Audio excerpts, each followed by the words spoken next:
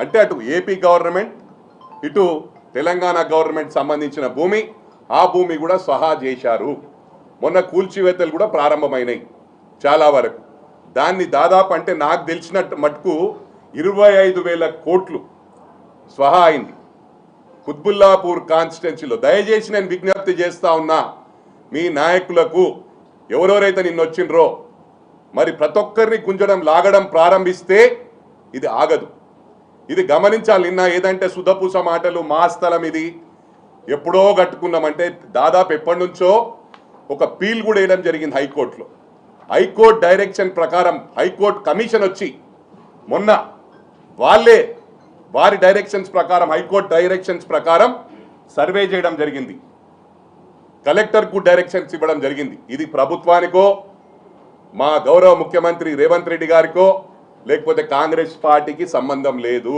దయచేసి లాగకండి. మరి మేము రోజొకలం ప్రెస్ మీట్ పెట్టి రోజొకలం మాట్లాడితే మీ కుంభకోణాలని బయటపడతాయి. మాకేందంటే ఇక్కడ డెవలప్మెంట్ను చూసుకోవాలి. ప్రజా సమస్యలు ఏవైతే మేము వాగ్దానాలు ఇచ్చినామో అవన్నీ పరిష్కరించే దశలో ముందుకెళ్తా ఉన్నాం. మరి మీ మీద కాన్సన్ట్రేట్ చేస్తే మరి జైలుకు పోవడం ఖాయమని చెప్పి సందర్భంగా తెలియజేస్తా ఉన్నా. మరి ఇంకొకటి, ఈ మంత్రి గారు ఉన్నప్పుడే ఇవన్నీ జరిగినాయి. 2014 నుంచి ఈ రోజు వరకు ఈ కుంభకోణాలు జరిగినాయి. ఇదే కాకుండా ఈ మంత్రి గారు ఏం చేసిందంటే ప్రైవేట్ యూనివర్సిటీ మాజీ ముఖ్యమంత్రి కేసీఆర్ గారి అండదండలతో ప్రైవేట్ యూనివర్సిటీని తీసుకొచ్చి అక్కడ రిజర్వేషన్లను రద్దు చేసి బీసీలకు, ఎస్సీలకు అందరికీ అన్యాయం చేసిన ఘనత ఈ మాజీ మంత్రి గారికి దక్కుతుందని చెప్పి కూడా ఈ సందర్భంగా తెలియజేస్తా ఉన్నా. ఇంకొకటి విజ్ఞప్తి చేస్తా ఉన్నా, ఈ విధంగా మేము మాట్లాడుకుంటూ పోతే సమయం లేదు. రేపు మా ప్రోగ్రాం ఉంది కాబట్టి ఇది ఒక జస్ట్ ఓన్లీ శాంపుల్. ఏది మీరు ఏ విధంగా మాట్లాడితే ఆ విధంగా మేము కూడా బయటకు రావడానికి సిద్ధంగా ఉన్నాం. అన్నిటినీ కూడా బయట పెట్టే వరకు నిద్రపోం. వక్ఫ్ బోర్డు భూములు కూడా కబ్జాలు చేసిండ్రు. వక్ఫ్ బోర్డు భూములు వర్క్స్ ఆపిండ్రు. మొన్న ప్రభుత్వం వచ్చినాక, వాళ్ళ ప్రభుత్వం ఉన్నప్పుడు వక్ఫ్ బోర్డు అధికారులు పోతే ఎవరిని లెక్క చేయకుండా వర్క్ ఆపలేదు. ఇవన్నీ with evidence, with documentary evidence మా దగ్గర ఉన్నాయి. మాట్లాడాలంటే టెంపుల్ ల్యాండ్స్, వక్ఫ్ బోర్డు ల్యాండ్స్ నాకు తెలిసినంత మటుకు ఈ ప్రభుత్వం వచ్చినాక గౌరవ కేసీఆర్ గారి హయాంలో 55,000 ఎకరాలు స్వహా అయినాయి.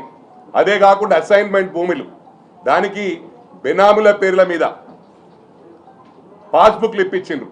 ఇవన్నీ విత్ ఎవిడెన్స్ ఉన్నాయి. ఇవన్నిటిని కూడా వదిలే ప్రసక్తి లేదు. రోజుకొకరు చొప్పున జైలుకు పోవడం ఖాయం.